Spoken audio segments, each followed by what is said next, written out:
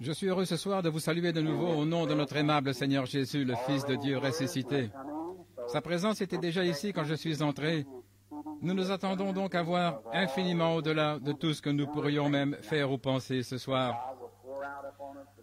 À ce que Dieu répande sur nous ses bénédictions et exalte Jésus-Christ au milieu de nous. Les 2 derniers soirs, je parlais. Dimanche soir, je pense que nous avons eu un service de guérison. Et lundi soir, j'ai prêché. J'avais commencé un sujet dimanche matin au tabernacle. Et j'ai pensé que pendant que nous attendions que l'auditoire augmente un peu, j'allais en quelque sorte exprimer ouvertement mes sentiments. Un de ces jours, si Dieu le veut et qu'il m'aide, j'aimerais vraiment avoir plusieurs campagnes ou juste entrer là et prêcher, ou enseigner l'Écriture, et faire des appels à l'autel, s'agenouiller à l'autel et prier pour les gens, comme nous, baptistes, à l'ancienne mode, le faisions autrefois. Je n'ai entendu que 2 baptistes dire Amen. Eh bien les autres, où êtes-vous ce soir? Quelqu'un disait, Frère Branham, étiez-vous baptiste? J'ai dit oui. Une fois je prêchais ici dans l'Arkansas, un homme âgé avait été guéri. Il était nazaréen. Le lendemain, il portait ses béquilles sur le dos en parcourant la ville, avec une pancarte dessus. Hier soir, Dieu m'en a débarrassé. Il était vraiment très handicapé. C'était à Little Rock. Ça faisait plusieurs années qu'il était comme ça, et tout le monde le connaissait parce qu'il se déplaçait et posait son chapeau par terre, rempli de crayons qu'il vendait. Et comme tout le monde le connaissait, la chose a vraiment déclenché, a vraiment produit beaucoup d'effets dans la ville. Quelques soirs plus tard, pendant que j'étais en train de prêcher, il s'est levé et il a dit, « Une petite minute, Frère Branham, est-ce que ça vous dérange si je vous demande quelque chose ?» J'ai dit, « Non, monsieur. » Il a dit, « Eh bien, quand je vous ai entendu prêcher, j'ai su que vous étiez nazaréen. Et ensuite, j'ai vu que nous étions entourés de pentecôtistes et quelqu'un m'a dit que vous étiez pentecôtiste. Il y a un instant, je vous ai entendu dire que vous étiez baptiste. Je ne comprends pas. » J'ai dit, eh bien, c'est facile. Je suis un baptiste, nazaréen, pentecôtiste. C'est ça. Nous sommes simplement, nous croyons. Oh, mes amis, je ne fais partie d'aucune dénomination d'église et pourtant je fais partie de chacune d'elles. Quand je me suis lancé, j'ai dit, Christ est ma tête. Cette Bible est mon livre et le monde est mon Église. Alors, c'est comme ça que je veux être jusqu'à ma mort. Maintenant, dans un soir ou 2, nous essaierons de recommencer un service de guérison. Bien sûr, en voyant ces lits de camp et ces brancards ici, j'aimerais voir quelque chose. J'ai vraiment hâte que quelque chose se produise à Louisville, Kentucky. Parce que ceci, c'est l'État d'où je viens. Je n'ai jamais eu ce qu'on appelle une bonne réunion dans le Kentucky. Et je ne le dis pas dans un esprit critique. J'en ai eu des mauvaises dans pas mal d'endroits. Mais je veux dire qu'ici même, chez moi, c'est vraiment difficile. C'est très difficile de briser ça. Je ne sais pas pourquoi. Mais je pense que c'est parce que Jésus a dit, dans son propre pays, comment ce serait, et c'est probablement comme ça. Mais nous n'arrivons jamais à voir beaucoup de miracles extraordinaires. J'ai eu un service ici il y a 1 an ou 2 à Jeffersonville, mais il s'est trouvé que la femme dont il s'agissait venait d'ici, quelque part dans le Kentucky. Elle était devenue comme de la craie, ses membres, plutôt depuis la hanche en descendant vers ses membres, et elle n'avait pas marché depuis 17 ans. Beaucoup d'entre vous y étaient ce soir-là et ils se souviennent du cas. Elle s'est levée d'un coup et elle est sortie du tabernacle en marchant normalement. Maintenant, j'aimerais que quelque chose démarre ici à Louisville, où je pourrais voir un réveil à l'ancienne mode se répandre à travers cette belle grande ville. C'est une ville comme toutes les autres, elle est tout aussi perverse. Vous savez que c'est la vérité. Je ne cherche pas à dénigrer le Kentucky, en effet, je suis moi-même du Kentucky, d'accord? Mais c'est la vérité. Elle est perverse. Ici, c'est la patrie du whisky, de toutes les distilleries, de toutes les combines perverses et toutes les choses du genre. C'est ici que ça se passe aux alentours de Louisville, dans le Kentucky. C'est donc le siège de Satan. Mais nous pouvons le mettre en pièces avec l'évangile de Jésus-Christ si nous nous unissons. C'est vrai. Nous devons unir nos forces et pousser ensemble. Il y a quelque temps, un évangéliste très célèbre dans le pays disait, en parlant des services ici, il disait, eh bien, voici ce qu'il y a. Quand je vais dans une ville, Tout ce qui se trouve dans la région doit parrainer mes réunions, sinon je n'y vais pas. C'est ça. Eh bien, pensez un peu. Je pense qu'il y a peut-être 60 ou 70 églises baptistes, rien qu'à Louisville, voyez. Et que dire des méthodistes? C'est une ville méthodiste, en effet, Asbury se trouve ici. Qu'est-ce que cet homme aurait s'il venait dans cette ville? Rien qu'avec les méthodistes et les baptistes, sans compter les presbytériens et tous les autres. Maintenant, combien y a-t-il d'églises du plein évangile? 2 ou 3 petites missions quelque part. Juste des petites églises ici et là. Mais elles sont en guerre l'une avec l'autre. Alors, lorsque vous venez ici, vous devez vous appuyer sur la force de votre propre ministère. C'est vrai, comme un politicien. Cela dépend de la force de votre propre ministère qui attirera ceux que le Seigneur enverra. J'aime que ce soit ainsi. Frère, si ce n'est pas Jésus-Christ qui est mon appui et celui dont je dépends, alors je n'ai rien d'autre sur quoi m'appuyer. C'est vrai. Christ est le roc où je me tiens. Pour moi, tout le reste est sable mouvant.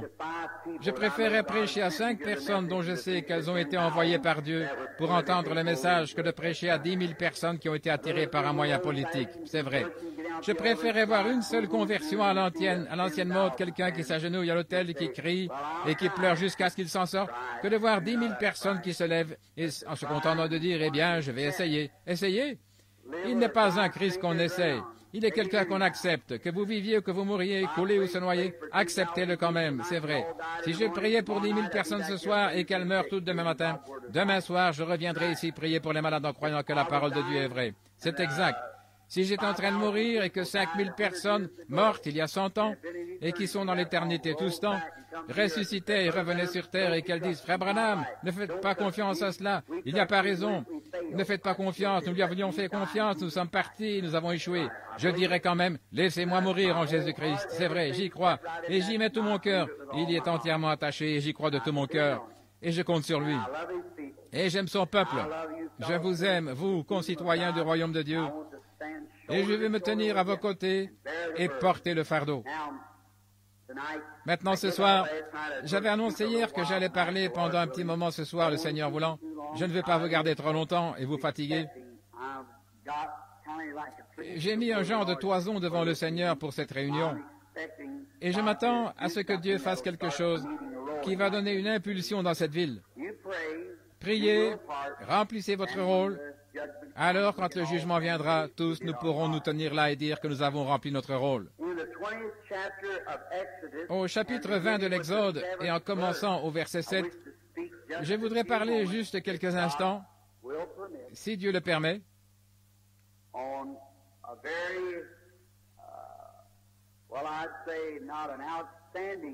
pas sur un sujet extraordinaire, mais un bon sujet.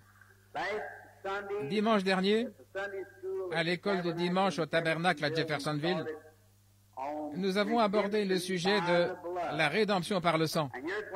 Et voici ce que j'essaie de faire, si vous voulez savoir.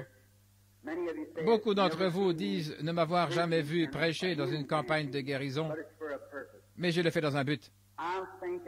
Je pense que si je pouvais amener les âmes à être brisées et à venir à l'autel, alors je trouverais grâce devant Dieu. Pour Louisville, c'est vrai. Une fois que les gens s'humilient vraiment devant Dieu et prient. Et puis il y en a beaucoup parmi vous, mes amis, qui prient, qui jeûnent, mais qui ont peur de prendre possession de l'objet de leur prière. C'est vrai. Eh bien, ça ne vous avancera à rien de jeûner et de prier, à moins que vous n'ayez des œuvres qui accompagnent.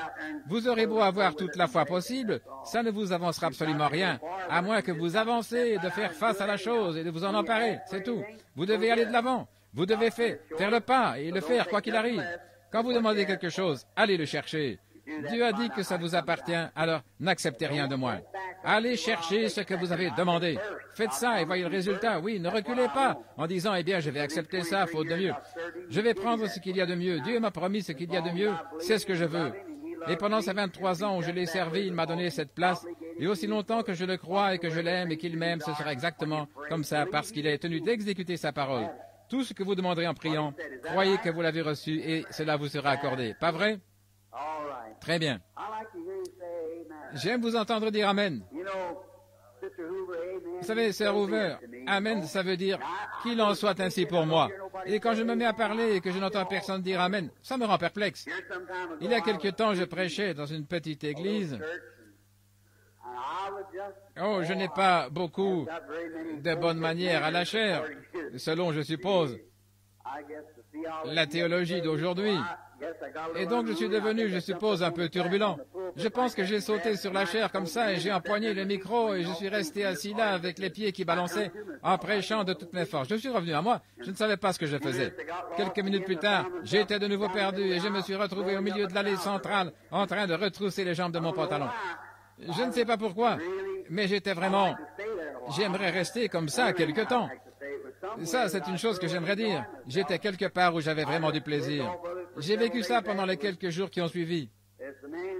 Un homme est venu à moi et il a dit, « Dites donc, comment pouvez-vous prêcher avec tous ces gens qui disent Amen ?» J'ai dit, « C'est ça qui me fait prêcher. » Oui, j'avais un vieux chien. Je chassais le raton laveur. Je dois avoir ici beaucoup d'amis de Kentucky qui aiment chasser le raton laveur. Et il forçait toutes sortes de bêtes à se réfugier dans un arbre et il les rapportait toutes, sauf la moufette. Il ne voulait rien avoir à faire avec ça. Alors il la poursuivait jusque sous un tas de broussailles et tout ce que j'avais à faire, je ne voulais pas aller le chercher là-dessous, c'est sûr. Alors tout ce que je faisais, c'était de soulever les broussailles, de le caresser et de dire « Vas-y, attrape-la, attrape-la ». Et il allait chercher la moufette. Eh bien, la pire moufette que je connaisse, c'est le diable. Et si vous voulez caresser un petit peu, vous n'avez qu'à crier « Amen » une fois de temps en temps. Nous le forcerons à se réfugier dans un arbre d'ici peu et nous l'attraperons. Vous savez, le vieux Buddy Robinson, beaucoup d'entre vous ont entendu parler de lui, n'est-ce pas, de l'église nazaréenne. Il disait « Seigneur, donne-moi une colonne vertébrale comme une traverse de chemin de fer. Donne-moi beaucoup de connaissances au fond de mon âme. Et que je combatte le diable aussi longtemps que j'aurai encore une dent. Et après que je le morde avec les gencives jusqu'à ma mort. » Et je trouve que c'est bien, et c'est précisément ce qu'il a fait. C'est exactement ce qu'il a fait. D'un âge avancé, il a près de 100 ans, et il prêche encore l'Évangile. J'entends ces vétérans qui prêchent comme ça. L'autre jour, j'ai allumé la radio, et il y avait un vieux frère qui s'appelle Mardoché Ham, d'une centaine d'années. Il prêche encore l'Évangile. J'ai dit, oh Dieu, bénis-le, et qu'il ait des étoiles dans sa couronne quand il arrivera là-bas. Frère Ham, je le connais à peine. Un de ces jours, je voudrais bien le rencontrer avant qu'il aille dans le pays de l'autre côté. Alors il pourra serrer la main de beaucoup de gens là-bas. Je sais que quand il arrivera là-bas, il y aura beaucoup de gens dont il pourra serrer la main, parce qu'il a été un vétéran. Que le Seigneur vous bénisse. Et maintenant, avant d'aborder cette parole, demandons à l'auteur de descendre et nous la révéler. Notre bienveillant Père céleste, nous nous approchons de toi ce soir dans ce beau et magnifique nom de ton Fils Jésus.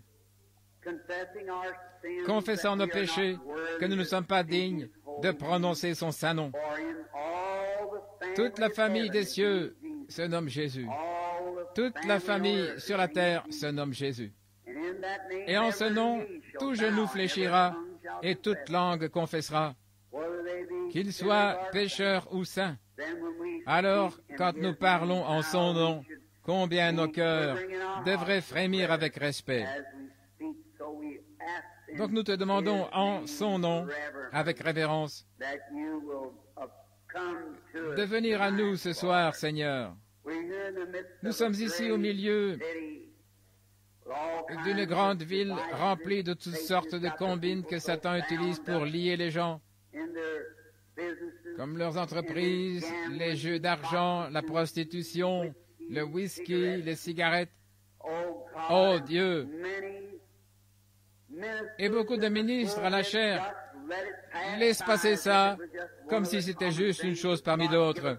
Mais oh Dieu, donne-nous la voix de l'avertissement, afin que nous prêchions l'Évangile droitement et fidèlement, que nous mettions la cognée à la racine de l'arbre, que les éclats volent où ils veulent. Mais aide-nous, Seigneur, à prononcer un jugement sur ces choses et à prêcher l'Évangile de ton cher Fils Jésus.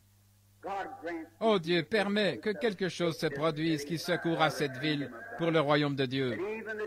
De sorte que même les églises au coin des rues qui essayent d'avancer tant bien que mal avec quelques membres, oh Dieu, puissent ces églises se remplir à déborder de braves gens sanctifiés à l'ancienne mode, nés de nouveau. Accorde le Seigneur. Et puissions-nous recevoir un réveil à l'ancienne mode envoyé par Dieu qui secourra la ville d'un bout à l'autre, qui éliminera toute la méchanceté.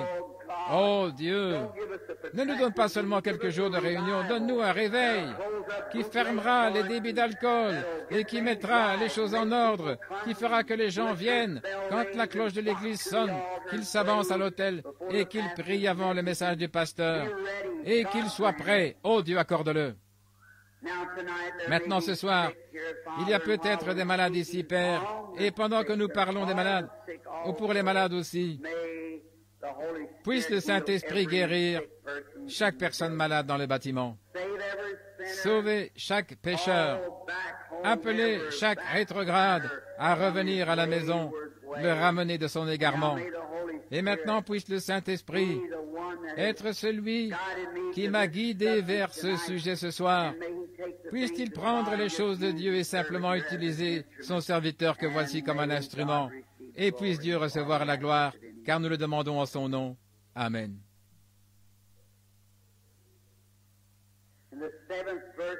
Au verset 7 du chapitre 20 des Nombres, nous lisons ceci. L'Éternel parla à Moïse et il dit, « Prends la verge et convoque l'assemblée, toi et ton frère Aaron. Vous parlerez en leur présence au rocher, et il donnera ses eaux. » Je voudrais vous faire remarquer, ses eaux. Il donnera ses eaux.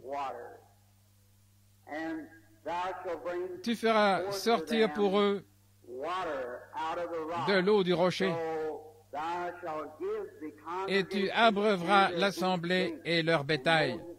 Moïse prit la verge qui était devant l'Éternel, comme l'Éternel lui avait ordonné. Moïse et Aaron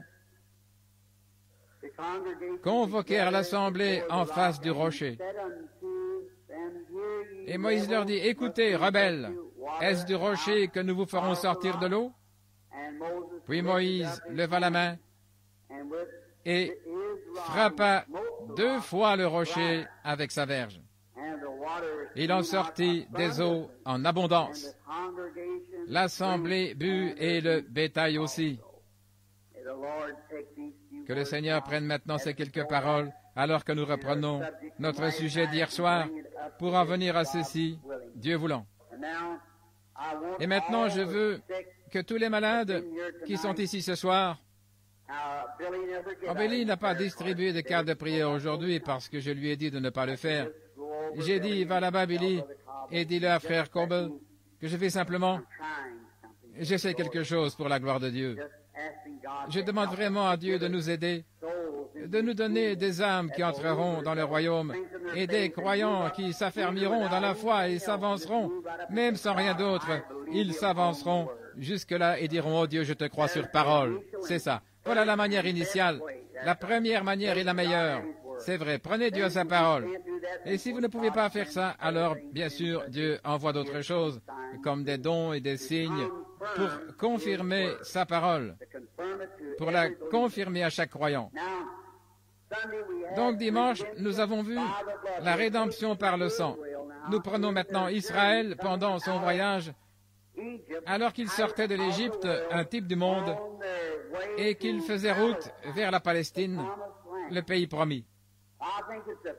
Je trouve que c'est de toute beauté. J'aime vraiment ça. Pratiquement chaque semaine, je m'assieds pour lire ce livre de l'Exode d'un bout à l'autre, si je le peux, autant que possible. Je l'aime. Parce que c'est un type parfait de l'Église d'aujourd'hui, son état, et la manière dont Dieu agit, la manière dont il agit en ce temps-là, et ce qu'il a fait dans le domaine naturel en ce temps-là, c'est ce qu'il fait dans le domaine spirituel maintenant. Vous le croyez? Or là-bas, il a conduit Israël naturel dans un lieu qu'ils ont vu, regardé. Il les a fait sortir d'un certain pays pour les faire entrer dans un autre pays naturel. Maintenant, nous sommes en marche par le Saint-Esprit pour entrer dans le pays promis. Vous croyez que nous sommes en route vers le pays promis? Il y a plusieurs demeures dans la maison de mon Père. Si cela n'était pas ainsi, je vous l'aurais dit. J'irai vous préparer une place. Est-ce vrai? Alors nous avons un pays promis vers lequel nous nous dirigeons. Et chaque jour représente une borne kilométrique, un autre jour une autre borne. Et il y a une grosse ombre noire là devant nous, appelée la mort. Et chaque fois que notre cœur bat, nous faisons un pas de plus dans cette direction. Un de ces jours, il va battre pour la dernière fois et nous y entrerons. Je veux être là à mon heure, accomplir ma destinée, comme c'est le cas, je l'espère, pour chacun de vous ce soir. Quand je saurai qu'elle se trouve juste devant moi et que je dois l'affronter, je ne veux pas être un lâche. Je veux m'envelopper dans le manteau de sa justice et m'y engager en sachant ceci. Je suis sûr que je le connais dans la puissance de sa résurrection. C'est vrai. Afin que, quand il appellera à se relever d'entre les morts, je sois appelé avec ceux qui sont vivants. Dieu est le Dieu des vivants. Or, pendant leur voyage dans ce pays, nous avons vu que Dieu avait établi un plan pour eux. Il a apporté la rédemption par le sang. Puis nous avons vu qu'il apporte la rédemption aussi par la puissance. Nous avons vu, avant-hier soir, qu'il avait fait appliquer le sang, ce qui était un très beau type du croyant qui, après avoir accepté la mort de Christ à sa place, devient alors un enfant de Dieu.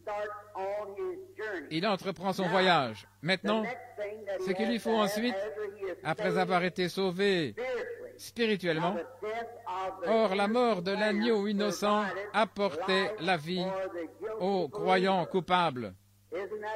N'est-ce pas un type parfait de maintenant? La mort de l'innocent qui apporte la vie aux coupables. Et la mort du Christ innocent nous apporte la vie à nous, les coupables. Donc, premièrement, là, après que Dieu leur avait donné la vie grâce au sang et qu'il l'avait prouvé, puisque la mort était passée par-dessus, alors il leur a fait entreprendre leur voyage. Nous allons les rejoindre tout à l'heure. Maintenant, remarquez, alors la chose suivante que Dieu a faite, aussitôt qu'ils sont devenus des croyants et des enfants, et qu'ils ont accepté Dieu, l'ennemi de la mort physique s'est lancé à leur poursuite, et il les a coincés complètement. Le désert d'un côté, la mer Rouge de l'autre, les montagnes d'un autre côté, l'armée de Pharaon qui arrivait et qui les poursuivait, des millions de soldats qui marchaient sur eux pour les vaincre. Or, Dieu avait déjà manifesté qu'il leur avait donné la vie grâce à la mort de l'agneau. Maintenant, il va leur montrer la rédemption physique. Alléluia. Voyez-vous, à la fois pour le salut et pour la guérison, pour l'homme naturel et pour l'homme spirituel. L'ange de la mort est passé par-dessus, ce qui prouvait que Dieu avait fourni un moyen d'y échapper grâce à l'offrande du sang et qu'il l'avait accepté. Maintenant, il va fournir un moyen d'échapper à une mort physique. Comme pour le croyant, aussitôt qu'il reçoit le salut, peut-être qu'il est rongé par un cancer ou par une autre maladie, Dieu procure aussi la rédemption par la puissance. De même qu'il procure la rédemption pour l'âme, il procure aussi la rédemption pour le corps. Ils étaient sauvés et ils étaient circoncis. Ils étaient sous le sang. Mais pourtant, Pharaon, l'ennemi allait les détruire, les tuer tous, là dans le désert. Et alors Dieu a montré sa puissance de rédemption pour leur corps. Vous saisissez? Vous savez de quoi je parle? La rédemption par la puissance. Et alors, au moment où l'ennemi les avait presque rejoints, la glorieuse colonne de feu surnaturelle qui était au-dessus d'Israël s'est élevée et est venue se placer entre eux et la mort. Laissez pénétrer cela pendant quelques minutes. Pouvez-vous voir de quoi je parle? Maintenant, pour chaque croyant, chaque enfant de Dieu né de nouveau, quand la mort vient à la porte comme un voleur prématurément, l'ange de Dieu se place entre vous et la maladie. Bon, si vous voulez vous précipiter vers elle, ça vous regarde, mais vous n'êtes pas obligé de le faire, voyez. Il se place entre vous et la mort. Il y a 23 ans, à l'hôpital juif, le docteur Maurice Fletcher me donnait 3 heures. L'un des meilleurs chirurgiens que vous ayez dans cette ville. Il me donnait 3 heures à vivre. Je suis en vie ce soir. Alléluia. Pourquoi? Par la grâce imméritée, l'ange de Dieu s'est placé entre moi et la mort pour me protéger. Et je l'ai accepté. Et pour exprimer ma gratitude par la grâce de Dieu, j'ai gagné un demi-million d'âmes pour lui ce soir. Oh, comme Dieu sait bien faire les choses si nous suivons simplement. N'essayez pas de conduire Dieu, laissez Dieu vous conduire. C'est nous qui devons être conduits. Je pense que c'est pour cette raison que Dieu nous compare à des brebis. Avez-vous déjà vu une brebis égarée? Eh bien, c'est la créature la plus impuissante du monde. Elle ne peut pas trouver son chemin nulle part. Elle reste là à bêler jusqu'à ce que le loup la dévore ou qu'elle meure là. Elle ne peut pas retrouver son chemin. Et c'est comme ça, quand un homme est perdu, il est totalement impuissant. Vous ne pouvez absolument rien y changer. C'est Dieu qui, par le moyen de la grâce, doit vous conduire à Christ. Jésus a dit, nul ne peut venir à moi si le Père ne l'attire. Et tous ceux qui l'attirera et qui viendront, je leur donnerai la vie éternelle. Quelle promesse! Oh, comme j'aimerais pouvoir amener chaque personne ici à laisser descendre ça très profondément sous la 5e côte du côté gauche jusqu'à ce que ça atteigne le centre de son cœur. Vous verriez les gens se lever qui avaient toutes sortes de maladies et sortir de ce bâtiment rempli de joie en refusant d'accepter ces choses. Les infirmes marcheraient tout à fait normalement. Ils refuseraient de reconnaître quoi que ce soit d'autre. Voyez, vous avez peur de vous lancer. Vous attendez que Dieu descende et vous fasse sortir de là. Ce n'est pas comme ça que Dieu s'y prend. C'est vous qui devez faire le pas. Il donne la promesse et il dit, allez, viens, et alors vous suivez. Maintenant, remarquez. Alors les enfants d'Israël, Dieu est venu se placer entre eux et le danger. La puissance de la rédemption. La rédemption par la puissance plutôt. La rédemption par le sang. La rédemption par la puissance. Hier soir, nous les avons laissés en train de se hisser sur le rivage de l'autre côté de la mer Rouge. Tous les ennemis, les roues de leurs chars avaient été ôtées, leurs chevaux avaient pris peur en plein milieu du fleuve, et ils allaient dans toutes les directions, et les roues s'étaient embourbées, s'étaient détachées, et ils couraient comme des fous, les ennemis, et Israël a grimpé sur le rivage pour voir Dieu étendre sa main et détruire tous les ennemis. Un beau type du croyant, sous le sang, guéri par l'intermédiaire, par la puissance de Dieu, qui épargne sa vie, qui la prolonge pour un temps. Ils auraient tous été tués. Il les aurait massacrés là, en plein désert, si Dieu ne s'était pas interposé. Je serais mort depuis longtemps si Dieu ne s'était pas interposé entre moi et la mort. Chaque croyant ici serait mort depuis longtemps si Dieu ne s'était pas interposé entre vous et la mort. Chacun de vous. Donc Dieu, dans sa grâce souveraine et sa miséricorde, se place entre le croyant et la mort. Alléluia. Voilà, c'est ça. Oui. Qu'est-ce qui vient ensuite pour le croyant? Ce qui vient ensuite, là, c'est le baptême du Saint-Esprit. Moïse a conduit les enfants d'Israël directement à la mer Rouge. Ils ont été baptisés dans la mer Rouge. La mer, l'eau qui représente l'Esprit. Quand il a frappé le rocher, de l'eau en est sortie. C'était un type de Christ. Dans Jean 3,16, Dieu a tant aimé le monde qu'il a donné son Fils unique, afin que quiconque croit en lui ne périsse pas, mais qu'il ait la vie éternelle. Remarquez, un peuple en train de périr dans le désert fut sauvé par un rocher frappé. Et un peuple en train de périr est sauvé aujourd'hui, en train de périr dans le péché, en train de périr dans l'iniquité, parce que le Fils de Dieu qui a été frappé a pris leur place, l'eau, l'Esprit qui jaillit. Regardez bien. Je veux que vous le voyiez. Leur traversée de la mer Rouge, c'était un type de quand on reçoit le Saint-Esprit. Après que le croyant a été racheté, qu'il est passé de la mort à la vie, la puissance de Dieu a guéri son corps. Maintenant, il est candidat au baptême du Saint-Esprit. Maintenant, il a un voyage devant lui. Mais avant d'entreprendre ce voyage, il doit avoir quelque chose pour le conduire. Amen. Un type parfait de la Pentecôte.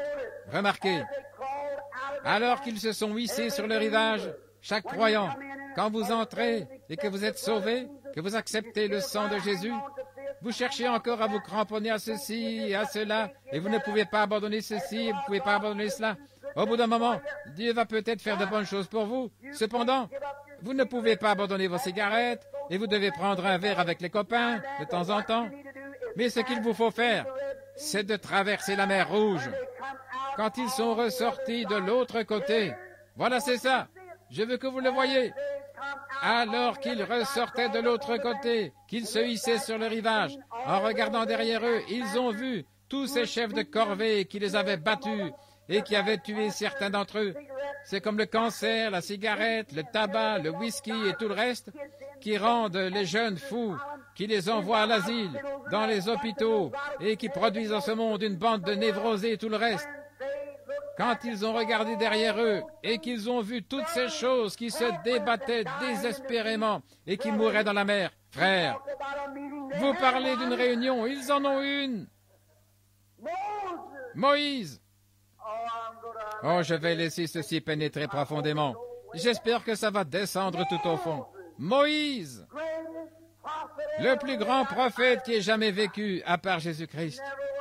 Il n'y a jamais eu un homme à qui Dieu ait parlé comme il l'a fait à Moïse, à part Christ. Il a dit, lorsqu'il y aura parmi vous quelqu'un qui est spirituel au prophète, je lui ferai voir des visions et je me ferai connaître à lui. Mais il n'en est pas ainsi de mon serviteur Moïse, je lui parle de bouche à oreille. C'est vrai. Moïse, cet homme plein de dignité, dès qu'il a vécu cette expérience, qu'il a vu tous ces chefs de corvée morts, alors il a su que toutes ces choses avaient disparu à jamais. Toutes ces choses qui les avaient contraints, battus et fouettés, c'était terminé. Il a levé les mains et il a chanté dans l'esprit. Oh là là, ça n'a jamais été typifié et ça ne le sera pas tant que nous n'arriverons pas là-haut dans la gloire. Quand tout fut achevé, alors il chanta dans l'esprit et quand nos corps auront été rachetés. C'était un type du Saint-Esprit qui est venu à la Pentecôte quand nous avons traversé la mer. C'était un type de la Pentecôte. Et Moïse, dans le type à ce moment-là, quand il a traversé, il a chanté dans l'esprit.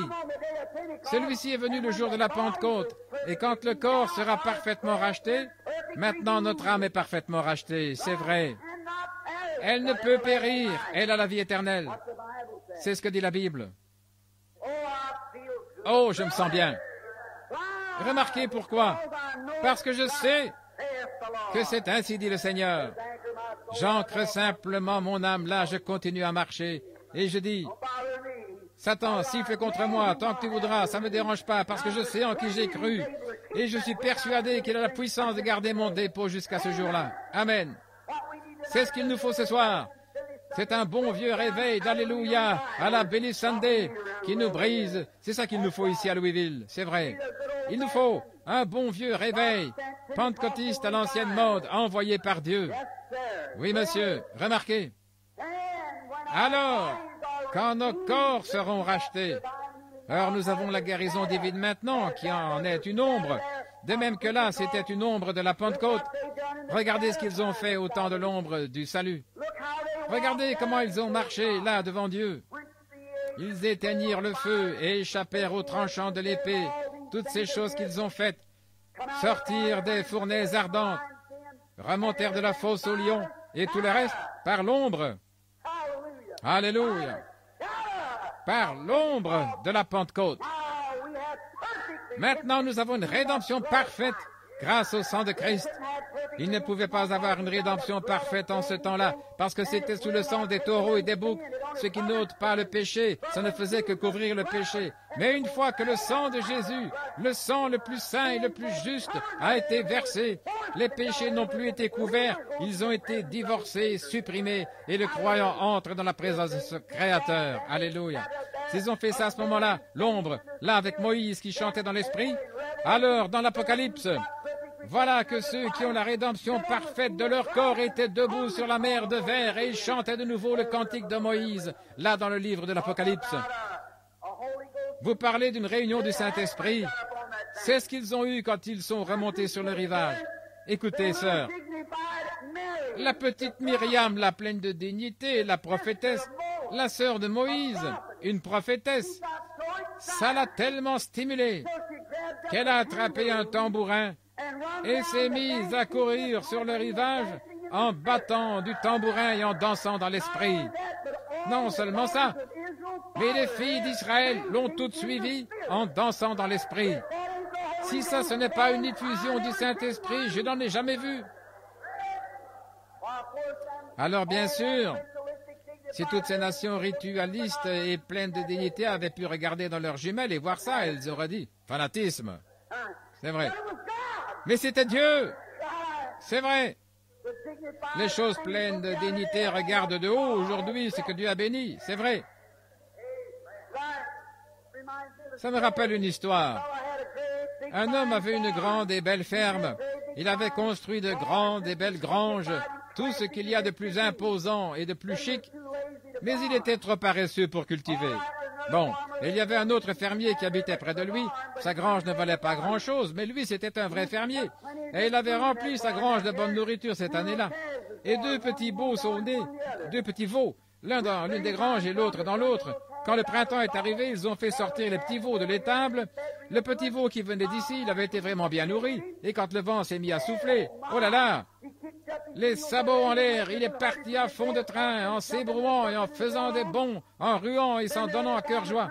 Alors l'autre fermier a fait sortir le sien là-bas. Il n'avait rien eu à manger, sauf des mauvaises herbes. Il était trop paresseux pour cultiver, trop paresseux pour le nourrir. Ça fait penser à certains de ces pasteurs, c'est vrai. Trop paresseux. Ça a trop peu d'importance. Rien que des granges imposantes, c'est tout ce que vous avez. Mettez-y donc de la nourriture pour le veau. C'est vrai, c'est vrai. Le baptême du Saint-Esprit, prêché avec puissance, ça va les roussir, c'est vrai. Mais c'est ce qu'il leur faut, un bon vieux roussissement à l'ancienne mode. C'est ça que l'Église a besoin, c'est que les membres, c'est ce dont les membres ont besoin. Remarquez, ce petit veau n'était plus qu'une ruine. Le pauvre petit était si maigre qu'en sortant de l'étable, il pouvait à peine marcher. Il a jeté un coup d'œil à travers une fente, il a regardé de l'autre côté, il a vu l'autre veau qui s'ébrouait. Il était bien gras. Il a regardé et puis il a dit « Quel fanatisme !» Oh, bien sûr, il était trop maigrichon pour penser autre chose. Mais je vous le dis, celui qui avait été bien engraissé là pendant tout l'hiver, frère, lui, il savait où il en était. Il passait des moments merveilleux quand ce vent chaud s'est mis à souffler. Et tout homme qui est né de l'Esprit de Dieu, on va le traiter de fanatique ou d'autre chose. Mais quand ce vent chaud du printemps du Saint-Esprit commencera à venir, comme il l'a fait le jour de la Pentecôte, quelque chose va se produire, c'est vrai. Les vents chauds commencent à souffler, frère. Vous êtes bien engraissés par l'Évangile, bien rondouillard et vous vous sentez bien. Les sabots en l'air, allez-y, donnez-vous du bon temps. C'est ce que Myriam et les autres ont fait. Ils ont regardé en bas et ils ont vu que toutes les choses anciennes, ce qu'ils avaient fait autrefois, tout ça, c'était mort et enterré. Ils avaient déjà vu que Dieu avait accepté le sang. Ils avaient déjà vu sa puissance dans la guérison divine qui s'était interposée. Ils avaient traversé la mer Rouge et avaient été baptisés par l'Esprit. Quel beau type pour aujourd'hui. Il avait promis de pourvoir à tous leurs besoins.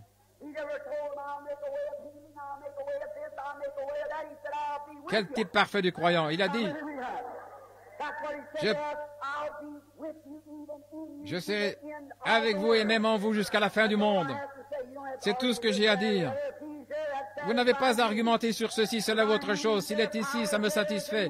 La guérison divine est ici, la puissance est ici. Tout ce qui était là, il l'est maintenant. Jésus-Christ le même hier, aujourd'hui, éternellement.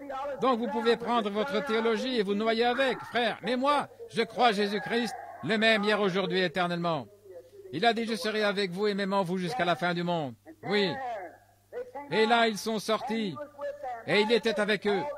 Oh, ils avaient un petit panier de pain sur la tête. Tout avait été mangé, terminé. Ils n'en avaient plus. Ils se sont couchés avec un petit creux ce soir-là. Mais le lendemain matin, quand ils se sont levés, il y avait du pain partout sur le sol. C'est la manière de Dieu de faire les choses. Il vous laisse arriver à la toute dernière minute et là, il vous montre ce qu'il peut faire à ce sujet. C'est vrai, il aime faire ça. Il aime surprendre son peuple. Voyez-vous, vous les hommes, vous aimez agir comme ça avec votre femme. Vous attendez jusqu'à son anniversaire en la laissant dans le doute parce que vous l'aimez. C'est pour cette raison que Dieu nous laisse parfois arriver à la dernière extrémité. C'est parce qu'il nous aime et qu'il veut nous prouver de façon surnaturelle sa puissance. C'est parce qu'il nous aime. C'est pour cette raison qu'il le fait. Oui, il nous laisse simplement en arriver là, où nous sommes sur le point de faire le dernier pas, et c'est là qu'il entre en scène. Il a laissé les enfants hébreux entrer tout droit dans la fournaise ardente, mais il y avait un quatrième homme qui se tenait là avec un éventail pour que ça ne les atteigne pas. Voyez, il est toujours là, il ne s'en va jamais.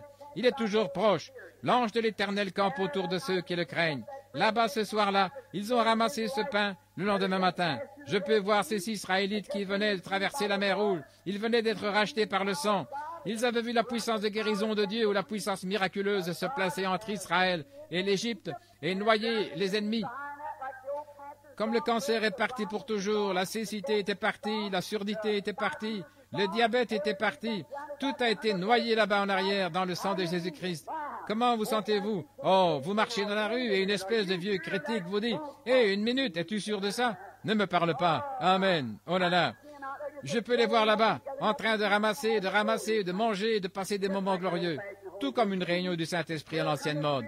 Voilà l'Esprit de Dieu qui descend sur l'un de ses saints. Il va lever le bras, recevoir la chose dans son cœur et dire « Gloire au Seigneur !» Juste une réunion à l'ancienne mode comme ça. Oui, monsieur, ils en recueillaient de part et d'autre. Ils passaient des moments merveilleux. Or, ce pain n'a jamais cessé. Ça s'est poursuivi tout au long du voyage pour eux. C'est vrai. Et c'était un type parfait de la Pentecôte en nous. Ça, c'était dans le domaine naturel. Ce pain n'a jamais cessé. Il est resté le même pain jusqu'à ce qu'ils entrent dans le pays promis. Pas vrai? Vous, les lecteurs de la Bible, vous le savez. Et alors, l'Église a été inaugurée le jour de la Pentecôte, quand les croyants étaient là-haut. Et il vint un bruit comme celui d'un vent impétueux, et il remplit la maison où ils étaient assis. Le même Saint-Esprit qui est descendu à ce moment-là descend maintenant. Ça se poursuivra tout au long, depuis ce temps-là jusqu'à la fin des temps. Ça se poursuivra jusqu'à la fin. C'est notre pain. Eux étaient nourris de pain naturel, nous sommes nourris de pain spirituel. Jésus a dit, je suis le pain de vie, qui est descendu du ciel, d'auprès de Dieu. Ils ont dit, nos pères ont mangé la manne dans le désert pendant 40 ans. Il a dit, ils sont tous morts. Oui. Mais celui qui mange ma chair et qui boit mon sang a la vie éternelle, et je le ressusciterai dans les derniers jours. Je suis le pain de vie qui est descendu du ciel d'auprès de Dieu. Si un homme mange de ce pain, il ne mourra jamais. Voilà, eux avaient le pain naturel, nous avons le pain spirituel. Oh, je n'échangerai cela pour rien au monde. Merveilleux. Oh, vous dites, frère Branham, nous savons tous que vous êtes un fanatique. Eh bien, moi aussi. Je suis un fou de Christ. Vous, de qui êtes-vous le fou? Vous êtes peut-être le fou du diable. Très bien. Alors, je préfère être un fou de Christ, pas vous? Très bien. Remarquez, voici un autre point à propos de cette manne. Quand ils ont commencé à y goûter, ils ont dit, ça a un goût de miel. Oui, c'était doux. Je peux voir ces vieux saints se lécher les babines et se régaler. C'était bon. Avez-vous déjà goûté ceci? Ceci aussi, c'est bon. Il est dit, goûtez et voyez, l'Éternel est bon. Cela a le goût du miel, du rocher. J'ai souvent fait cette remarque, bien des fois. David, autrefois, là, quand il en avait parlé dans son psaume, il avait dit, cela a le goût du miel, du rocher. David étant un berger, il avait un petit sac, il portait ça sur le côté et ils y mettaient toujours du miel. Les vieux bergers le font encore en Palestine. Et quand sa brebis était malade, alors tout de suite, il plongeait la main là-dedans et il en retirait un petit morceau de miel. Il prend ça et le frotte sur le rocher, sur un rocher de calcaire. Comme la brebis aime le miel, alors elle se met à lécher ce miel sur le rocher. Et il y a quelque chose dans le calcaire qui guérit la brebis malade. Et je vous le dis, nous avons un sac rempli de miel ici ce soir, et nous allons appliquer ça sur le rocher, Jésus-Christ. Et les brebis malades, mettez-vous à lécher, vous allez vous rétablir, c'est sûr et certain. C'est vrai, vous n'avez qu'à lécher, lécher. Et pendant que vous léchez le miel, eh bien, vous allez absorber du calcaire, c'est sûr et certain. Aussi sûr que 2 et 2 font 4. Nous n'allons pas l'appliquer sur l'Église, nous allons l'appliquer sur Christ. C'est là que ça doit se trouver, c'est vrai. En effet, la guérison, c'est en Christ qu'elle se trouve. Et autre chose, toute autre bénédiction rattachée à la rédemption. Quand elle a commencé à tomber, Aaron a reçu l'ordre d'aller en ramasser plusieurs homères. Or, si eux, ils essayaient d'en garder pour le 2e jour, elle se gâtait. Et c'est ce qu'on retrouve beaucoup ce soir parmi les gens qui ont le Saint-Esprit. Vous essayez de vous dire, eh bien, il y a 20 ans, nous avons eu un bon message, nous avons passé des moments merveilleux. Mais ce soir, qu'est-ce que vous avez? C'est ça la question. Elle tombait chaque nuit. Elle n'a jamais manqué, pas une seule fois, sauf le sabbat. C'est vrai. Et alors, Dieu l'a envoyée, nouvelle, chaque nuit, chaque jour, chaque heure. Elle est venue. Remarquez, ces homères ont été mis en réserve. Il a dit, maintenant regardez, quand vous entrerez dans le pays et que vos enfants commenceront à poser des questions, il a dit, chaque sacrificateur qui entre maintenant dans le sacerdoce, après avoir reçu la permission d'entrer dans le lieu saint, une fois ordonné comme sacrificateur, alors il avait le droit d'entrer et de prendre une bouchée de la manne originelle qui était tombée au commencement.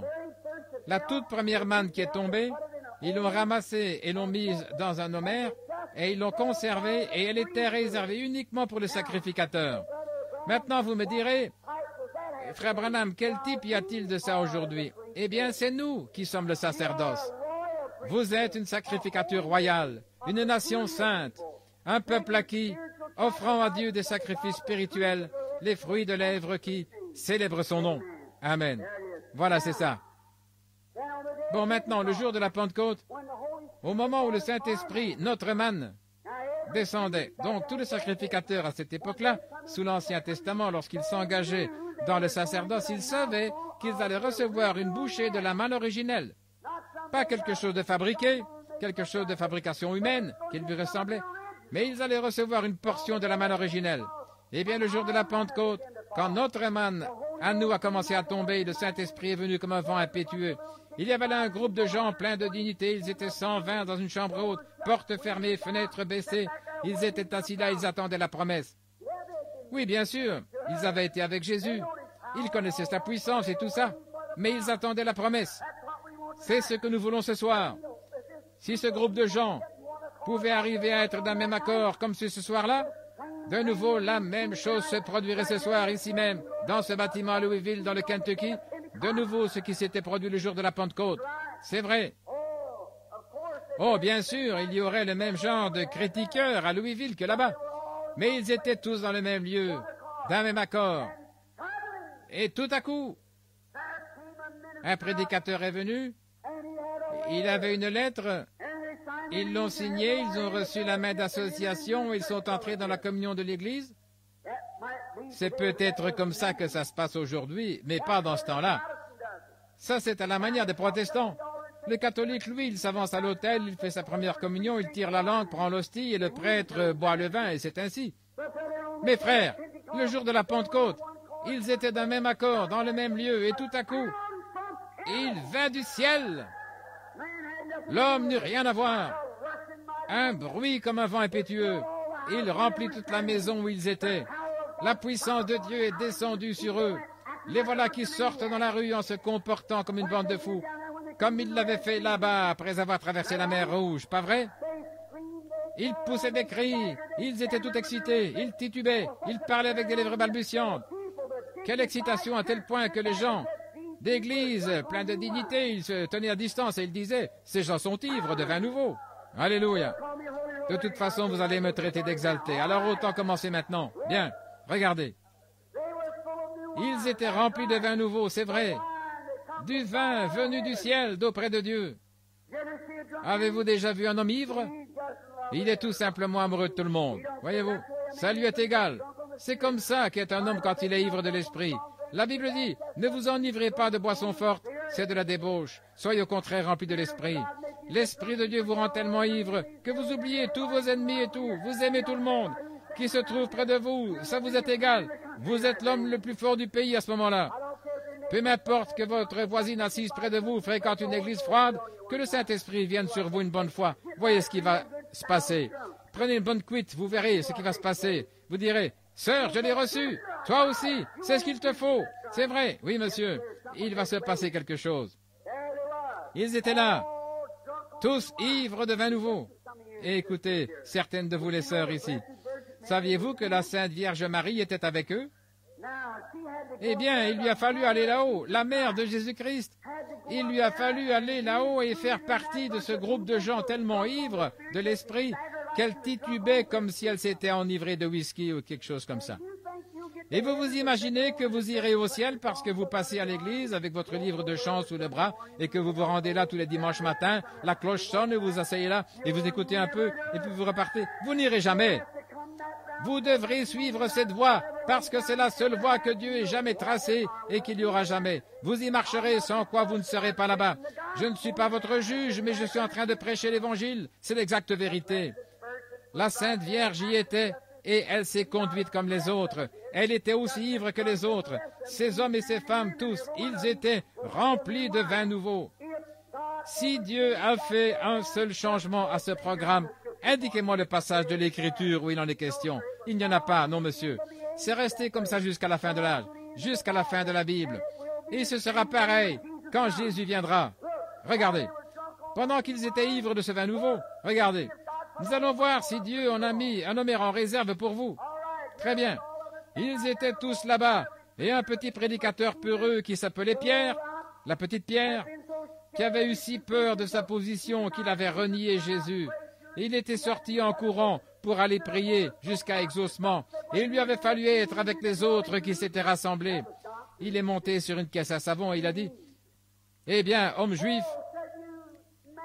et vous qui séjournez à Jérusalem, c'était des docteurs en théologie. » Et il a dit, « Vous, Israélites qui séjournez à Jérusalem, et ainsi de suite, sachez qu'ils ne sont pas ivres comme vous le supposez, car c'est la 3e heure du jour.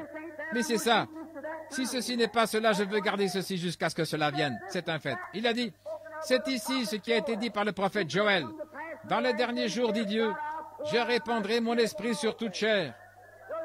Vos fils et vos filles prophétiseront, et sur mes servantes et sur mes esclaves, je répandrai de mon esprit, et elles prophétiseront. Je ferai paraître des signes en haut dans les cieux et sur la terre, des colonnes de feu, de la fumée et de la vapeur, et avant l'arrivée du jour du Seigneur, de ce jour grand et redoutable, quiconque invoquera le nom du Seigneur sera sauvé. » Cette bande de prétendus prêtres, ces hypocrites en soutane, ils ont dit, « Que pouvons-nous faire pour être sauvés ?» Pierre a dit, « Repentez-vous chacun de vous, et soyez baptisés au nom de Jésus-Christ pour la rémission de vos péchés, et vous recevrez le don du Saint-Esprit. » Combien de temps est-ce que ça va durer? Car la promesse est pour vous, pour vos enfants, pour ceux qui sont au loin, en aussi grand nombre que le Seigneur notre Dieu les appellera. Alors tout homme qui se repent, qui est baptisé au nom de Jésus-Christ, et à qui Dieu donne le baptême du Saint-Esprit, il ne reçoit pas quelque chose qui ressemble à la première manne. Mais il ne reçoit pas qu'une bouchée de la première manne, mais il reçoit un cœur rempli du même Saint-Esprit. Vous allez peut-être dire un peu moins fort, là, je sais que je parle un peu fort à ce sujet, mais je ne peux vraiment pas m'en empêcher. Remarquez, je ne crie pas contre vous, peut-être que je fais résonner ça, mais oh, si vous vous sentiez comme moi, vous aussi vous élèveriez la voix. Remarquez, oh, un cœur rempli de la manne originelle qui était tombé au commencement.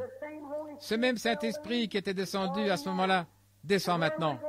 Et vers qui va-t-il aller? Vers vous, vers vos enfants, vers ceux qui sont au loin, à Louisville, dans le Kentucky, et en aussi grand nombre que le Seigneur notre Dieu les appellera. Ils recevront exactement la même chose que ce que nous avons ici. C'est ce qu'il a dit.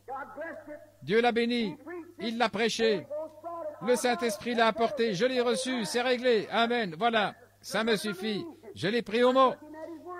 Il l'a accompli. Si vous voulez, vous pouvez l'avoir aussi. C'est vrai. Sortez donc de cet état de mort et réveillez-vous. Et ça va vous secouer comme ça et vous réveiller. Et tout à coup, vous regarderez autour de vous et tout vous semblera différent. Cet homme à qui vous ne vouliez pas parler, vous vous dépêcherez d'aller lui parler.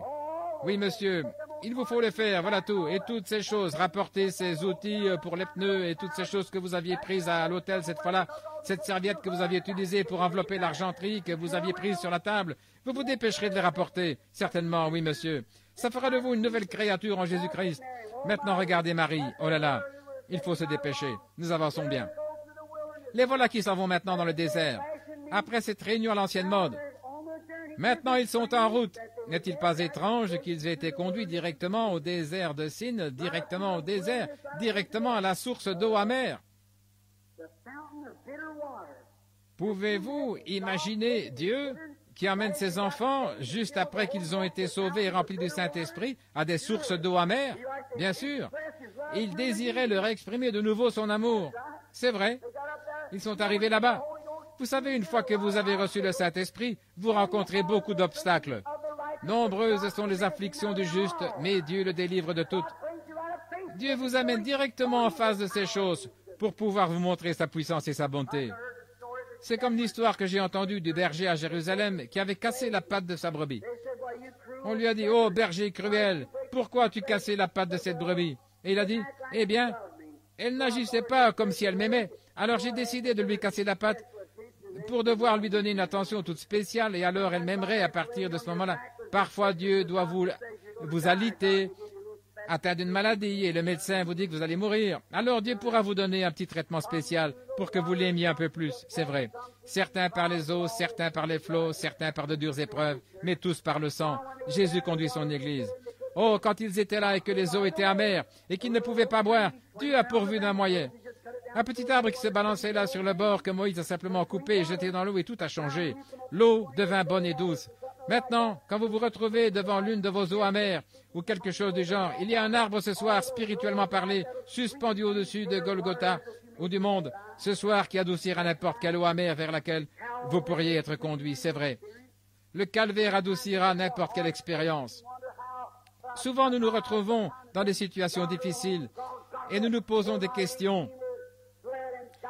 Il m'arrive alors de fermer les yeux et de penser là-bas à Golgotha, c'est là que mon Rédempteur a versé son sang et est mort pour ma vie. Alors mon épreuve semble bien petite. Je la mets simplement de côté, je continue à marcher. Cela l'adoucit. Cela adoucit toutes les expériences que j'ai eues. Il les adoucit toujours quand j'arrive à mes eaux de Mara. Maintenant, nous sommes sur le point de les rejoindre là dans le désert. Après tous ces grands signes et prodiges, le réveil s'était calmé. Et alors, dès que le réveil s'est calmé, eh bien, ils ont complètement oublié les miracles. N'est-ce pas un peu ce que font les gens aujourd'hui? Ils oublient ce que Dieu a fait l'année dernière, ce que Dieu a fait à la réunion là-bas, à l'école secondaire. Vous l'oubliez complètement, voyez. Ce que Dieu a fait, nous l'oublions, tout simplement. Maintenant, remarquez, et parce qu'ils se sont mis à se disputer, eh bien, en fait, moi, après tout, je suis méthodiste, notre Église est la plus grande. Moi, je suis baptiste, et je vais vous le dire tout de suite, nous croyons la sécurité éternelle, et nous l'avons. Vous autres, la doctrine, vous ne l'avez pas, après tout. C'est à ce moment-là que vous vous attirez des ennuis et que votre approvisionnement en eau est coupé. C'est vrai, c'est vrai. C'est à ce moment-là, dans le désert, quand il vit dans le désert, qu'il se met à murmurer et à se plaindre. Eh bien, je vais te dire une chose.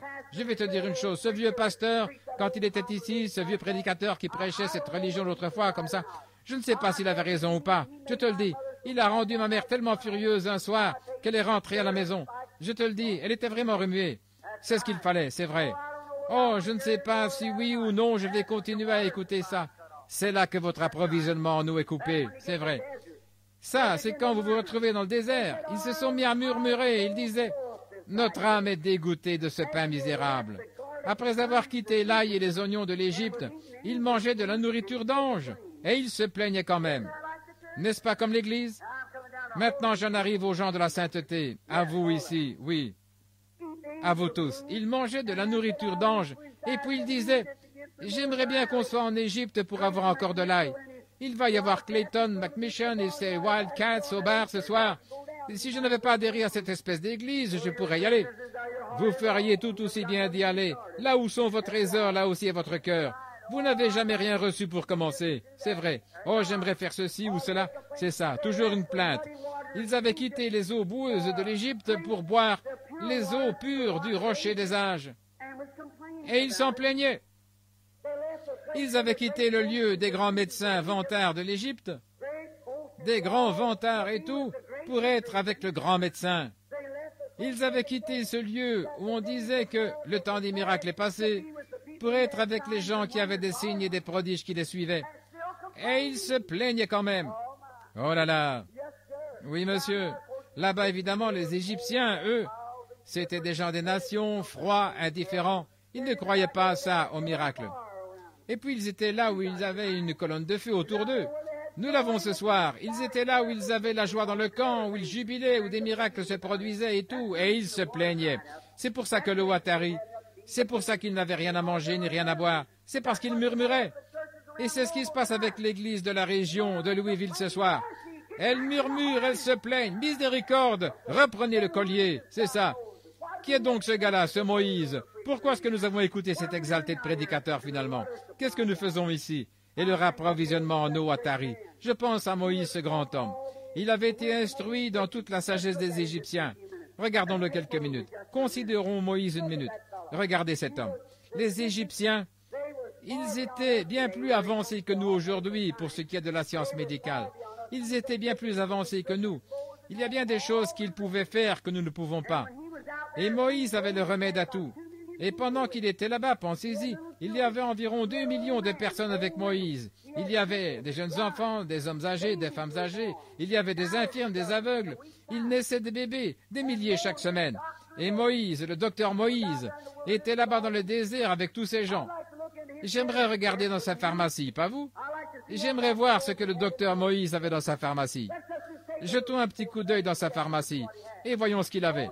Moïse? Eh bien, qu'est-ce que tu avais là, Moïse? Eh bien, nous voyons que tout au long de ce voyage de 40 ans, il est né plus de 2 millions de bébés. C'est vrai. Qu'est-ce que tu as utilisé, Moïse? Qu'est-ce que tu as utilisé pour tous ces maux, ces douleurs, ces cancers, ces cas de cécité, de surdité, de mutisme? Mais on m'a dit que quand vous êtes sortis du désert, il n'y en avait pas un seul qui était faible parmi eux. Dites donc, certains médecins aimeraient bien regarder là-dedans, dans cette pharmacie-là, n'est-ce pas? Et une autre chose, Moïse, qu'est-ce que tu as aspergé sur ces gens pour que même leurs vêtements ne s'usent pas? Leurs souliers ne se sont jamais usés après avoir marché sur ces pierres. Si vous avez déjà été là-bas, vous savez à quoi ressemble le désert. On ose une paire de souliers en 3 jours. Et en 40 ans, ils n'ont même pas usé un petit bout de cuir. Moïse, qu'est-ce qu'il y avait dans ta pharmacie? Regardons dedans. Je le vois, j'ai une prescription. Je suis l'Éternel qui te guérit. C'est réglé. Amen. Oh, Moïse, mon père vient de tomber, il s'est cassé la jambe. Qu'est-ce que tu as pour lui? Je vais regarder ça. Si tu obéis à ma voix, si tu fais tout ce que je t'ordonne, je ne te frapperai d'aucune des maladies dont j'ai frappé des Égyptiens, car je suis l'Éternel qui te guérit. Dis-lui ça, il s'est rétabli. Amen, c'est ça. Oh oui, il est gravement malade. Mon bébé a des coliques, une pneumonie, et c'est très grave. Docteur Moïse, qu'est-ce que je peux faire? Je vais voir ce que j'ai. Je suis l'Éternel qui te guérit. C'est réglé. Amen. Ils repartaient, c'est ça. Ils poursuivaient leur chemin. Dans la joie, c'est tout ce qu'il leur fallait. Je suis l'Éternel qui te guérit. Il y a 600 et quelques promesses bien claires concernant la guérison divine, rien que dans le Nouveau Testament. Et pourtant, nous mettons Dieu en doute ce soir. Que va signifier le jugement pour nous? Je suis l'Éternel qui te guérit. Oui, monsieur. C'est ce que Moïse avait.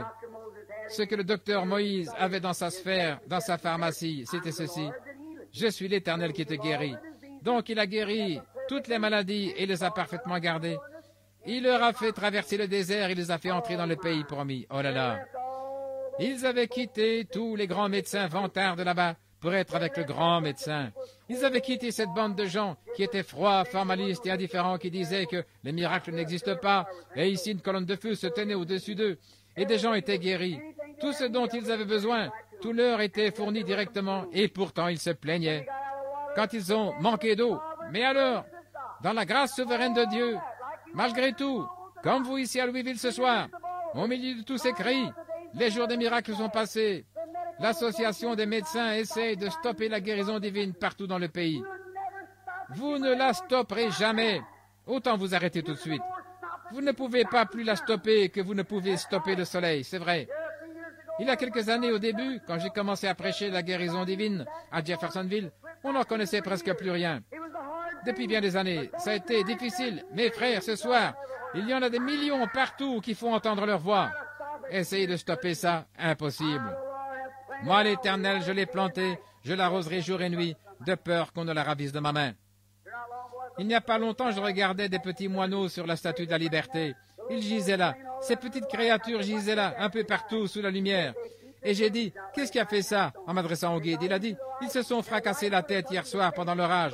Ils sont venus dans la lumière et celle-ci les aurait conduits en lieu sûr. Mais ils ont cherché à éteindre la lumière. Et ils se sont fracassés la tête en cherchant à éteindre la lumière. J'ai dit, gloire à Dieu. Et on a dû penser que j'étais fou. J'ai dit, ça me rappelle certaines personnes qui cherchent à éteindre la guérison divine et la puissance de la résurrection de Jésus-Christ. Vous allez vous fracasser la tête, vous n'y arriverez jamais. Acceptez-la tout simplement et envolez-vous en elle vers un lieu sûr. Amen. Parle au rocher, Moïse. C'est ce que Dieu a dit à Moïse, et il donnera son eau, il donnera son eau. Il n'y a pas longtemps, dans un certain musée, je regardais une image de ce rocher qui avait été frappé, et on aurait dit que c'était comme un petit filet d'eau, là, de la grosseur d'une aiguille à tricoter qui en sortait. J'ai pensé, comme ces artistes peuvent être ridicules. Voyons, frère, moi-même, je pourrais arriver à faire tarir ça.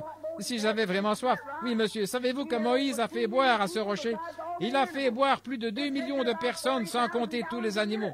Il a fallu à peu près 150 000 litres par minute pour les abreuver. Alléluia! Ça me rappelle la religion qu'ont certaines personnes.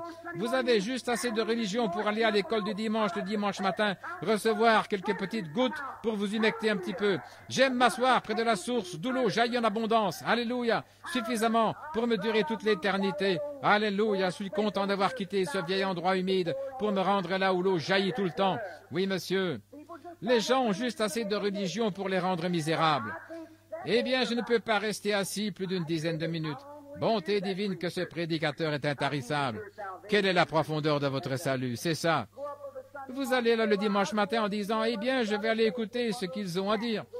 Vous recevez quelques petites gouttes, puis vous vous en retournez, et c'est à peu près tout ce que vous avez reçu. Frère, je vais vous dire une chose. Quand Moïse a frappé ce rocher, tout le désert a été arrosé. Oui, monsieur, seulement pour tout ce dont ils avaient besoin, ils n'avaient qu'à se baisser et à boire et boire et boire, jusqu'à ce qu'il soit complètement rempli. Et l'eau sortait à peu près 150 000 litres par minute. Calculez combien de personnes. Ce qu'1 million de personnes, 2 millions de personnes peuvent boire en l'espace d'une minute. Des gens assoiffés, sans compter les chameaux et les autres animaux qu'ils avaient. Et la Bible dit, il en sortit en abondance, elle jaillissait en mugissant et se répandait dans le désert. C'est comme ça que Jésus-Christ donne le Saint-Esprit, pas juste un petit peu.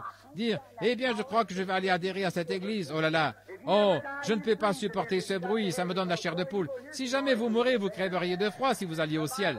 Parce que, frère, vous allez en entendre du bruit quand vous arriverez là-bas. La Bible dit qu'il crie Alléluia jour et nuit, tout le jour, puisqu'il n'y a pas de nuit. C'est vrai. Vous allez certainement mourir quand vous arriverez au ciel. Le second jour là-haut. Oui, monsieur.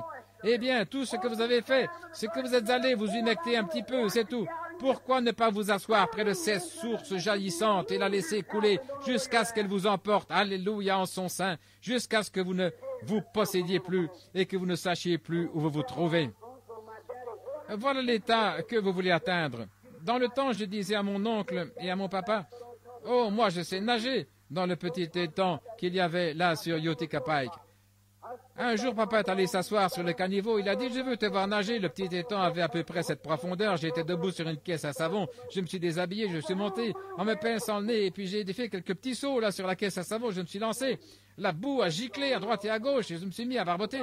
Et j'ai dit, « Papa, qu'est-ce que tu en penses ?» Il a dit, « Sors de là. Nager, ramper dans la boue. » Voilà ce que c'était tout le temps. On a beaucoup de membres d'église qui eux aussi rampent dans la boue. C'est vrai, c'est vrai. Des gens qui rampent dans la boue. Oui, monsieur. Un jour, mon oncle m'a amené en bateau et je me vantais de savoir nager sur le fleuve Ohio, où la profondeur était d'environ 6 mètres.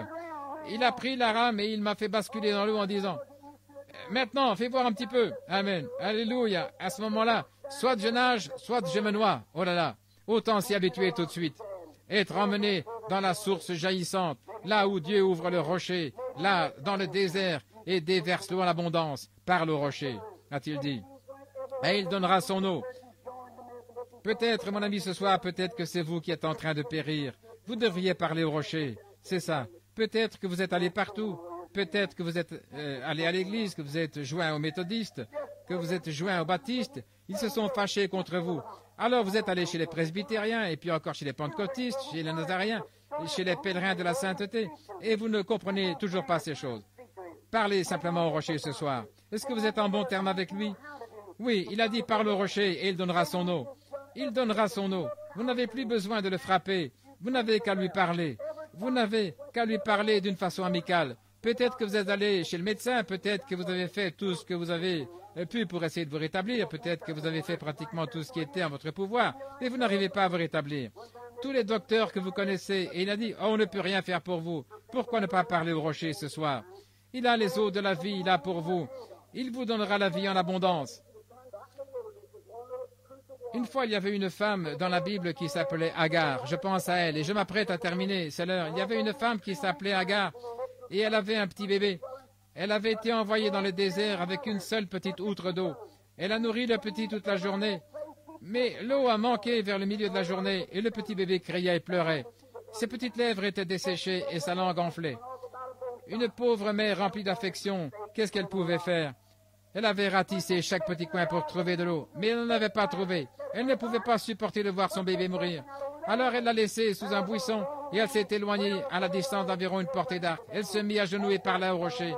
Quand elle lui parlait au rocher, un ange lui répondit et dit « Agar, qu'est-ce qui jaillit là-bas » Il y avait là un puits rempli d'eau qui coule encore aujourd'hui. Après presque 4000 ans, elle coule encore aujourd'hui. La source où Agar, là-bas, elle coule encore aujourd'hui. Elle parla au rocher et le rocher a donné l'eau. Des enfants hébreux étaient entrés dans la fournaise ardente un jour et ils parlèrent au rocher. Et le rocher était avec eux. Et il y avait une fois une femme qui venait de Samarie. Elle était découragée. C'était une pécheresse et elle avait un passé très chargé peut-être. Et elle était découragée. Elle allait au puits de Jacob y chercher un soulagement. Et elle s'en retournait. Elle allait au puits de Jacob et elle s'en retournait. Un jour, elle a posé la cruche et elle se tenait découragée. Le rocher était là debout à côté d'elle. Il a donné une source jaillissante.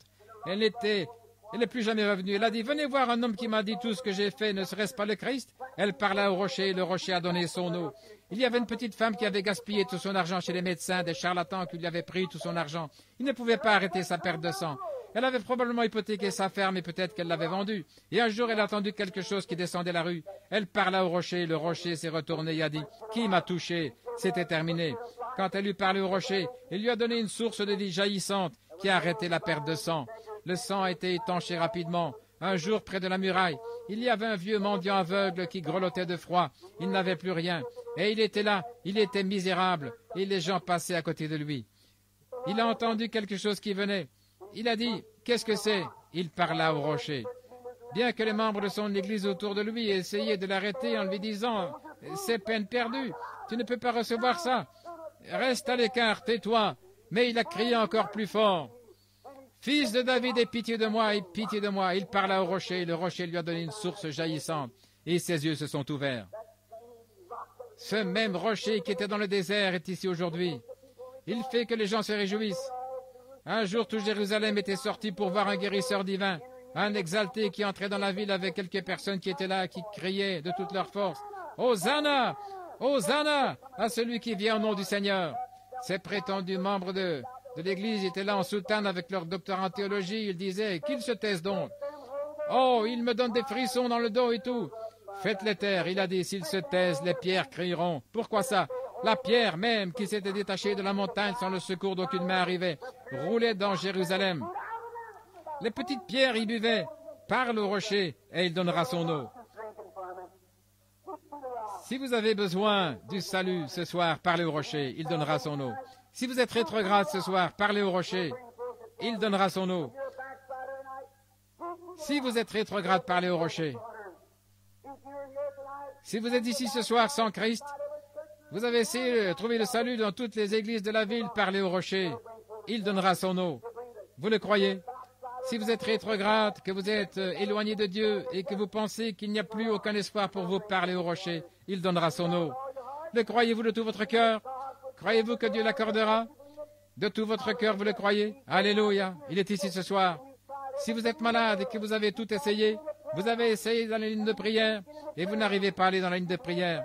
Vous avez eu des cartes de prière et vous n'avez pas été pris, vous êtes allé à une réunion, vous êtes allé à une autre réunion, vous avez été oint par le pasteur, vous avez passé dans la ligne de prière, vous êtes allé partout ailleurs et vous ne pouvez pas être guéri. Pourquoi ne pas parler au rocher maintenant? Il donnera son eau, c'est vrai. Pourquoi ne pas faire une fois un essai avec lui?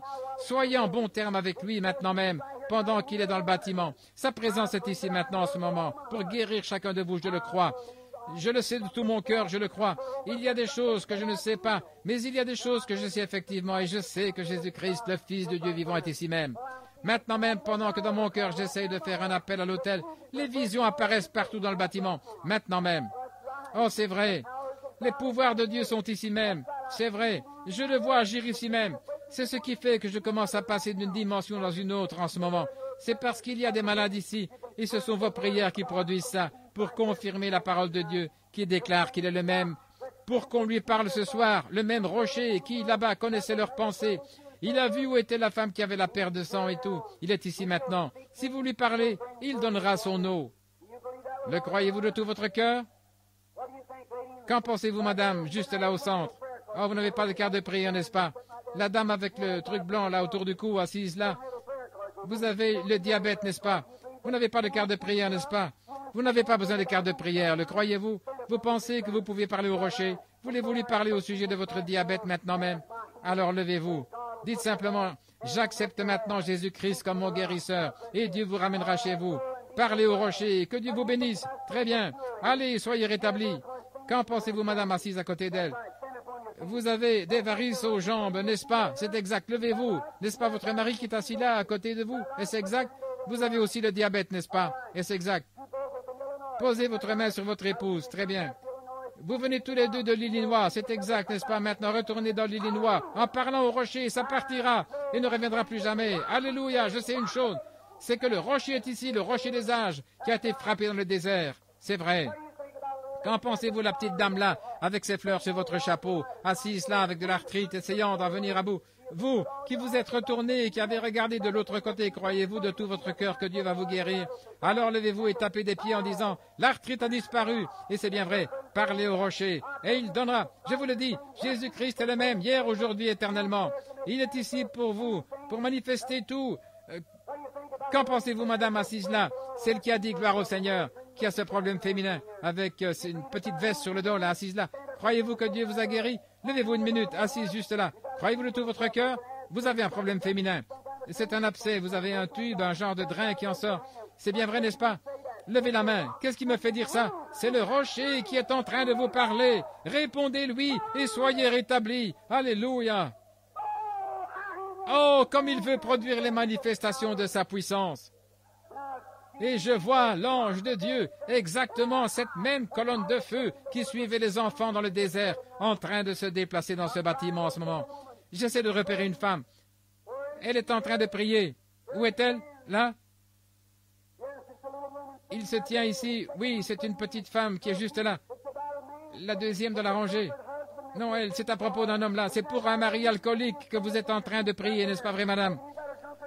Levez-vous à votre place, n'est-ce pas? Si vous avez un mari alcoolique pour lequel vous étiez en train de prier. Si c'est vrai, levez la main, parlez au rocher, et Dieu le délivrera de cette chose. Dieu fera n'importe quoi ici, si seulement vous faites ça. Le croyez-vous? Est-ce que vous êtes en bon terme avec lui? Si oui, levez-vous maintenant et parlez au rocher, et le rocher donnera son eau. Voulez-vous vous lever? Qui veut le recevoir pour son salut?